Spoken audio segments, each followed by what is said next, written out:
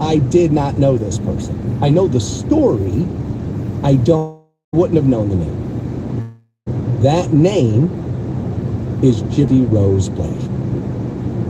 I have not yet seen the documentary. Again, when it comes to documentaries, if I'm interested in the subject matter, I'm watching. If you look at a documentary, I'm definitely getting 10 minutes out of that. If not, put it on my list. I'll kind of get to it.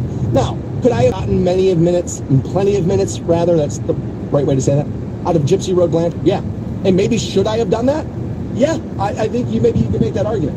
But what I'm finding out is, apparently this is the woman, and I remember this story. She's now served 8 years in jail for her role in arranging her mother to be killed, Claudine Diedeberg. Apparently that woman had been abusive to Gypsy Rose. I was told she took one of her teeth out. Somebody else had told me that that she has, let me see here, what was that? It was the teeth out thing, and that her mother was also presenting her, sorry, I had a little brain fart there.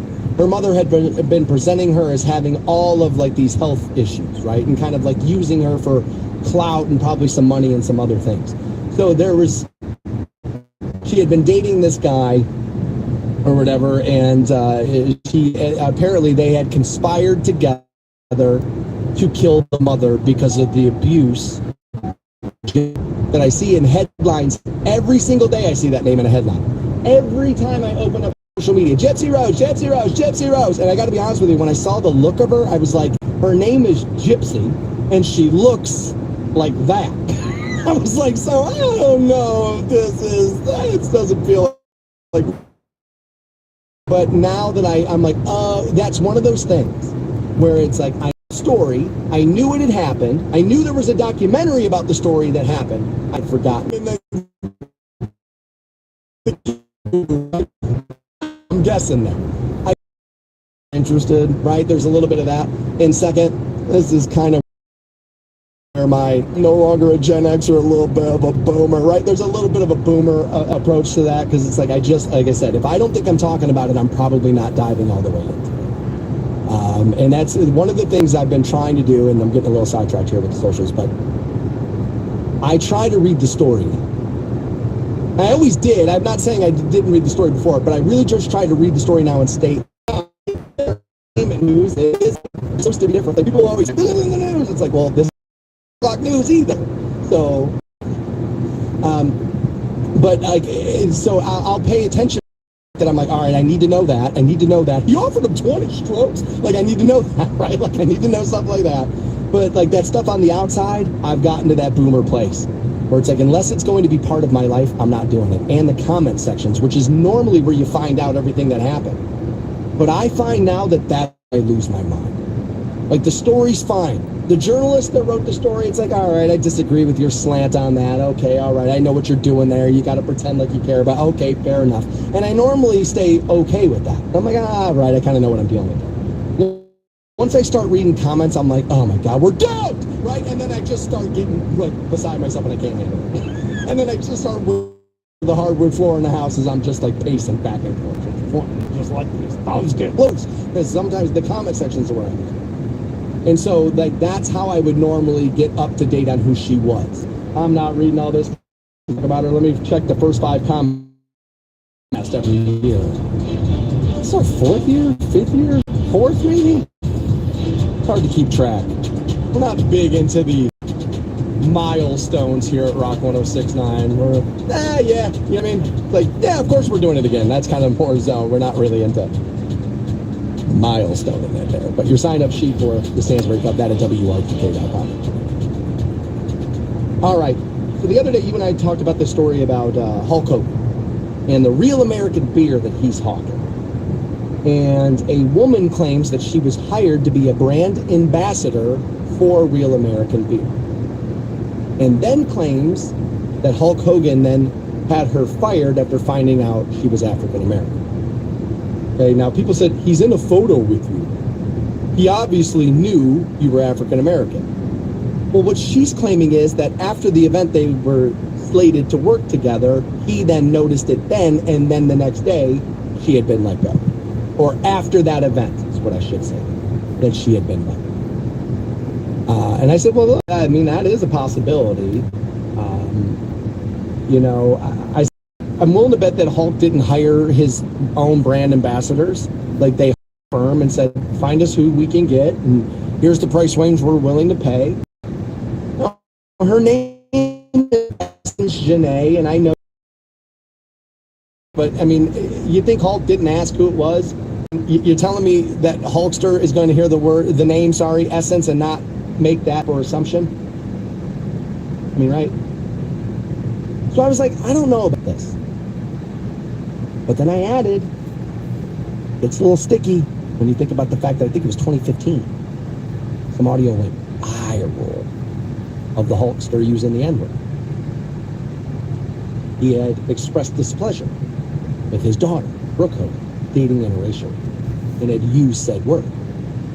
Again, this circles us back to one of the phrases I use maybe too much in here, that you will be judged by your body of work before the incident, not just by the incident itself.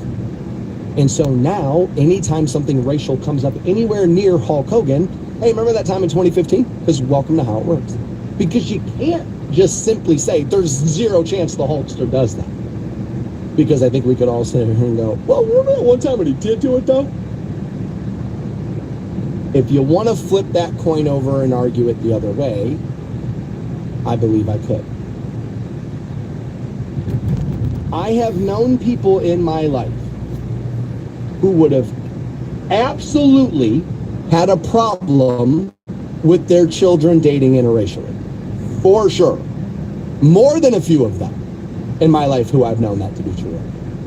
And out of that group of people, enough of them would have been willing to look past some of their prejudices, some of their, bias, in order to make money. Those are different things. Let's not pretend that how you're willing to make money is the same thing about how you feel about what your children are doing and who they're spending their time with. Those can be very different things that you're going to be accepting of in those scenarios. That's fair, right? Like, we don't have to go crazy. But that's fair. Now, Real American Beer is coming back over top and saying, whoa, wait a minute, what are we doing here? I have the quote, we are deeply troubled by the false rumor circulating on social media that a brand ambassador hired by a third-party marketing agency was terminated by Hulk Hogan for racial reasons. Real American Beer simply terminated its short-term relationship with the third-party marketing agency. Hulk Hogan was not involved in that decision, and race was not a factor. We are in communication with that agency in an attempt to clear the misunderstanding and incorrect information, and believe that this is a false statement that will be withdrawn. Do I believe that? Well, yes. I have lost endorsements by the client choosing a different ad agency. Even in Canton, Ohio, plenty of corporations use an ad agency to place their advertising with television and or radio and or anything else we do. Because we can get you all the influencers, and iHeart can get you anything you're looking for advertising wise, right? And so we deal with ad agencies all of the time. I lost a car endorsement, and that sounds terrible. Oh my God, I lost it. But literally it happened because an ad agency who I had worked with for years was like, this is who we should be using. Let's go get this guy, right? And so we did that. That dealer ended up switching ad agencies. An ad agency is a lot like an NFL head coach. You think the new ad agency is going to come in there and tell the client everything you've been doing before us is what you should have been doing? No! They're going to tell them, no, our idea is the right one. You got to get rid of this. You got to get rid of that. And this influencer was signed to the agency, not the brand. That's kind of what happens there, right? And so I got the email from, sales. This was a while ago, hey, so-and-so switching agencies, and you know what happens here. This is usually what goes down. And sure enough, we got the email about 3 days later. We're going to go in a different route. We're going another path now. And we knew that was going to happen because the agency switched over. Because the agency can't come in and be like, all right, everything you were doing, there was no reason to hire us. Just keep doing that. Right? That's not going to be the thing. It's when you see a new coach coming into town, you're like, oh, dude, start packing your bags, Holmes. He's bringing his dudes with him. You know it, right? It's kind of one of those situations. hard to give Hulkster the benefit of the doubt. But once you start talking multiple corporations in here doing business with one another, when I hear that explanation, not an excuse, I'm sorry, but I can kind of believe that one. After 10 a.m., Teresa will get you that next Rock the Bank $1,000 keyword. They tell me the next child activity that's being taken off the planet, and some people are sad about it, is honestly, this was never part of my childhood. And it wasn't really a huge part of the kids in my neighborhood either. But according to an article I'm reading at Slate, and I know I can get on top of them occasionally, like, oh my God, let's see what Slate's up to, right? And that's part of the reason why I do read them. But they're telling me sleepaway camp is the next childhood thing that you grew up with that's going away. The person who wrote this article apparently grew up in Maine and said, oh, that was I waited all year, couldn't wait to go to sleepaway camp. This is some of the best memories from childhood was from doing that. And I don't have this experience at all. I mean, we had what were those, KOAs near me, I think? And you'd go to a day camp, right, or whatever, but going away and in a bunkhouse and you're there for the summer or whatever the hell it was. I would always see that in movies. And even as a kid, I'd be like, do you hate your kids? What is that? Why are you trying to get them out of the house, right? There was always, it just felt strange to me. Now, again, and not to bring the mood down, but I was victimized pretty early as a kid. So anytime I saw parents here, take my kid and go, I was like, wait, what? Why? Where are you going? What's happening? I never really got that, right? The Ernest Goes to Camp movie always made it look kind of fun, but they say overnight camp for several weeks or more. It was a multi-summer experience. They say culminates in the final teenage year, 2 maybe. I don't know, 17, 18 feels well, I guess that would be 18, 19. And God, that feels really late to be going to sleepaway camp. But they say great place to learn leadership and, interacting with other people and, kind of learning to wait your turn. It's essentially an extension of school that is perceived to be more fun. They say more and more families today with college on the brain earlier than ever are looking at those early teenage summers and reevaluating. You're not going to camp. We're getting you more extracurricular that's going to look good on the college admission. And it does, right? It's very competitive now, sending your kids to school. Very competitive. I know a friend of mine sent their kid to Ohio State not that long ago. And we sat down, we had a conversation about it, and, he was telling me, he's like, look, man, he's like, it isn't just GPA's looking good, all right, you got a little of this. He's like, dude, you wouldn't believe what these kids have to go through now, right? And so if you're worried about that for your kid, are you going to send them to summer camp, or are you going to no, let's maybe work on some stuff for your future? I think I can understand it. Absolutely. Now, a counselor says parents will reach out to me and ask me about the experience that kids have in the last year at camp, and really worried if it's a rich enough experience. Now, again, not necessarily we hear the word rich, we think financial. I think they mean deep enough experience, right? I think that's what that. She says here, the counselor does, I don't think that's a judgment about camp overall, but I do think it's coming from a place that society is placing a lot of pressure on kids earlier and earlier to start planning for their future. Okay, I'm always at a loss here because, again, I was kind of forced to grow up a little too fast. And it ain't great. And you don't want it for your kids. But at the same time, it's well, you kind of need to prepare for your future, though. You do. And it's never too soon to be doing it. Saving for your retirement, right? 0 of you will hit retirement and think to yourself, no, I did it when I should have. We all will think, I should have done this 10 years earlier, right? That sometimes what we do is we like to protect the kid and be like, stay a kid as long as humanly possible. And it's well, yes, but where does that intersect with lack of preparation? Halloween is one of these for me. Halloween is one of these for me. And I'm mixing a lot of things together here, and I apologize. But I always scoff at Halloween because people will tell a 15-year-old stop trick-or-treating. The rest of the year, I hear these kids growing up too fast, turning into adults just in 90 seconds, microwave society. And then if they want to go trick-or-treating at 13, 14, or 15, grow up. Which one is it? Right? Now, the part about Halloween that I got to handhold and remind everybody, yes, technically, what about it actually? That a 15-year-old might push the 8-year-old over and steal the candy. Fair enough, right? Fair enough. And if you push over a 9-year-old that I love, I'm telling you right now, I'm going to chase you throughout that entire neighborhood. For sure that's going to happen. So I get that, right? But it's always curious to me where kids, it's like, no, don't grow up that fast. All right, get it together, be an adult. It's always an interesting line to me. I always feel like these experiences, camp is one of those, where I feel left out somehow. You know?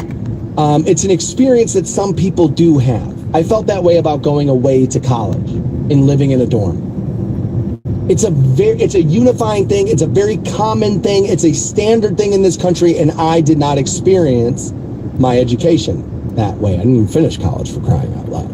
And so I don't have that experience. I talked about this with having kids the other day. That sometimes not like being alive with children of your own makes you feel like you're a visitor on a planet. Because it's so common. Everybody does it. Everybody's in on this thing that you're not. And when I was growing up, getting back to camp, I would read the Lampoon. I was big into reading the Lampoon. And by the time I was doing that, who was writing a lot of that? John Hughes, who ended up giving you The Breakfast Club and Ferris Bueller's Day Off, a few other movies as well. And I love John Hughes. And so many of his stories that he wrote in the Lampoon were about being at about sleepaway summer camp. Now, if you go back and read those, I don't think that's where you would want your children, right? Because he starts talking about boys masturbating each other and kind of all that kind of stuff that happened while they were away at sleeping. As a matter of fact, that's what the cover of the Lampoon was those kids at camp with their hands in each other's laps because, well, you used to be able to do that. You used to be able to point a gun at a dog and be like, buy this magazine or we'll shoot this dog. And people kind of understood, like, oh, all right, they're screwing around. Versus like, oh my God, we got to get Pete on the horn. Oh my God, I don't know if there's ever a time to be making this joke about the animal. Never really an appropriate time, right? Like there's a little bit of that goes on. But I haven't heard somebody tell me they're sending their kid to sleepaway camp in forever. The one kid in my neighborhood who did it every year was kind of seen as you're doing what? Like, what happens? Tell me, what do you make? What's going on? What was Little Arts and Crafts Day? Like, I've never really understood it. But I guess for people who spent their summers doing this is one of those things, and I'm sure you probably have a few, I probably have a few, that you look at society kind of erasing. It's like, no, I kind of want a little bit of that. This doesn't feel like a loss to me because I never took part in it. And I think kids have more, although, what do people say? Kids don't ride their bikes outside a lot anymore. They don't do this outside a lot anymore. I mean, maybe sleepaway summer camp is one of those things, like all things are cyclical. Maybe that's one of those that shouldn't be going away. Maybe that should be coming back full swing.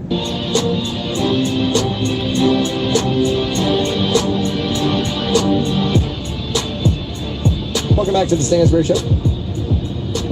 On Rock 106.9, Teresa will rock the bank with you again after 10 a.m. Another keyword up for grabs. Earlier, we were talking about the golf showdown that's been proposed by both of the people running for president. Back in March, whoever runs the current president's Twitter or whatever had said, I'll give you 3 strokes, but you got to carry your own bag. And I thought that was kind of funny because it's a bag for 18 holes seems funny. Let's be honest, neither one of those guys are probably walking a golf course. And even if they were to do it, they're going to be in the carts doing it, right? I actually think it's a good idea. I really do. For me, I think this would be a good opportunity for leaders of the country and somebody who's vying to be a leader of this country again, to show people that you can put it away, that you can disagree You can even maybe not like somebody, but you can put it away for a half of a day to get it the thing and show. This is my thing. I'm always preached to about leadership from both sides. You're leaders, huh? Okay. Lead. You both beg for civility out of your fan bases because both of your sides have done a bad job of running to the far end of your party so you could try to win. Right? And so you whipped everybody up and you got everybody screaming at one another because it's the only way any of us are ever going to pay attention to any of this. So it's a little on us too. But you both, not you, I'm talking about the parties, you both ran to the far end of your parties to try to win, and look at you both now. You're like, oh no, this may have not been the best plan.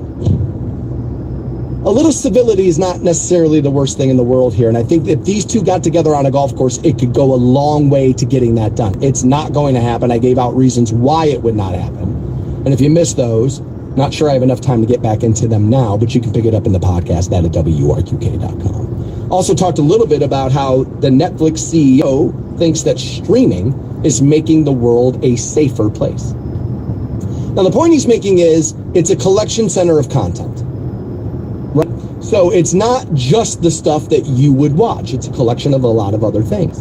And so people are kind of examining documentaries from around the world and shows from here and maybe over there, and it lowers the fear of the unknown. And people snickered at it online, I saw, but I was like, well, wait, if I said to people, traveling does that, where it will reduce your fear of outside. Because if you travel, you've been there, all right, a little less scary. I was there. It's not quite as bad as people make out. Right? Like, there's that. That viewership of something could do that. I don't think it's on the same level as traveling around, but it could be, it's in the similar system of that, where I could see that being true. Especially when you think about the fact that those streamers go out of their way to be like, hey, you want the gay voice? It's right here. Hey, you want the women's voice? It's right here. Hey, you want this voice? It's right here. Right? Like, they do that, and you're like, hey, maybe I will watch this, right? And so I think I could maybe see that. We talked about that a little bit as well today. One of the things we did not get into, and we'll probably do this tomorrow, is how often should you shower? That conversation is back around now. We did get into whether or not Mark Zuckerberg is the most well-known millennial.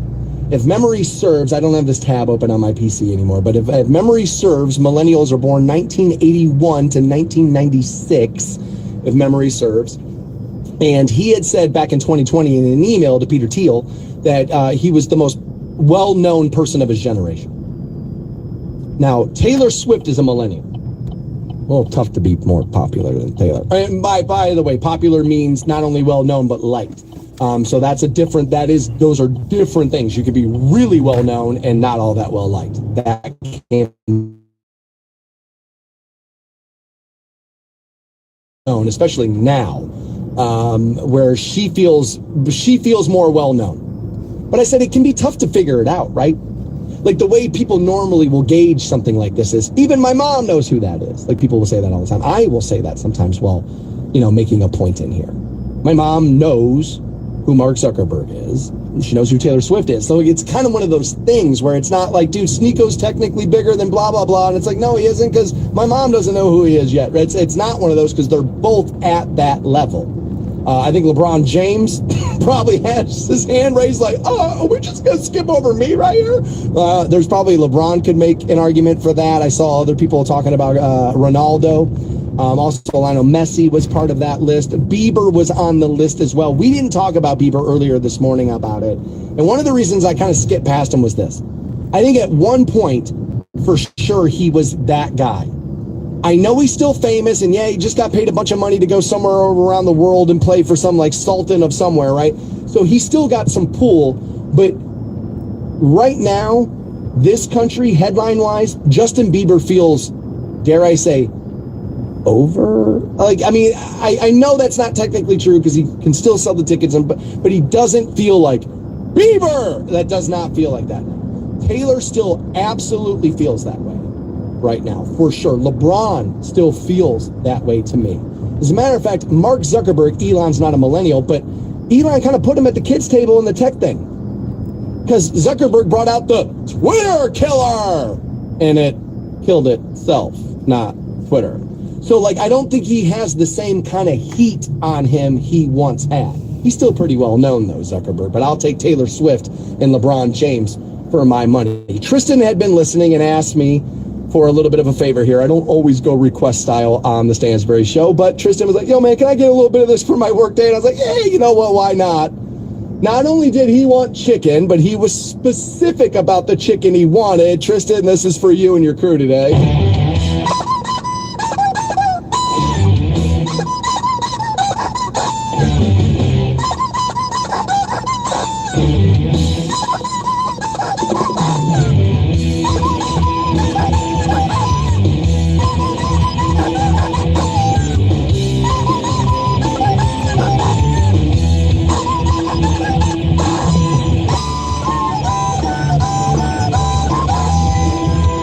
When I don't hear it for a while, it makes me laugh again.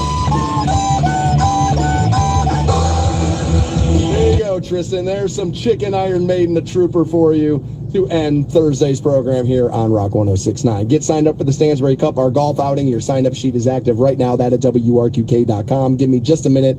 I'll also get you a link at the show's Facebook page, The Stansbury Show, as well. Rock the Bank with Teresa after 10 a.m. Grab that second $1,000 keyword. Aside from that, done. Not back live again until tomorrow. Stay safe out there. Be good to one another. And do, in fact, meet me here tomorrow morning at 6 a.m. for Friday's program here on Rock 106.9. Hopefully you have a decent afternoon, and hopefully I run into you somewhere around town. Hello, it is Ryan, and I was on a flight the other day playing one of my